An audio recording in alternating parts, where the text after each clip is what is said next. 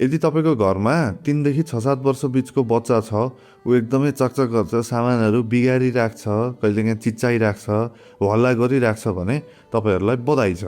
त्यो बच्चाको डेभलपमेन्ट एकदमै हेल्दी तरिकाले अगाडि बढिरहेको छ। चकचकै नगर्ने, शान्त बस्ने, एकदमै ज्ञानी हुने बच्चाको नेचरै होइन क्या, त्यो बच्चाको गुणै होइन। किनभने बच्चाहरूभित्र एकदमै धेरै इनर्जी हुन्छ। त्यो बेलामा यदि उनीहरूले त्यो इनर्जीलाई कहीँ एक्सप्रेसै गर्न पाएन, कहीँ पोख्नै पाएन भने त्यो इनर्जी कहाँ जान्छ त? कहीँ जाँदैन, त्यो हामीभित्रै दबिएर सप्रेस भएर पसेको हुन्छ।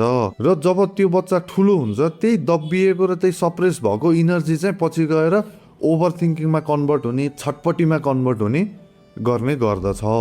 बच्चाहरू धेरै चकचक गर्यो भनेर मोबाइल चलाउन दिनु भनेको चाहिँ बच्चाको लागि त्यो पछि गएर एकदम हानिकारक हुनसक्छ।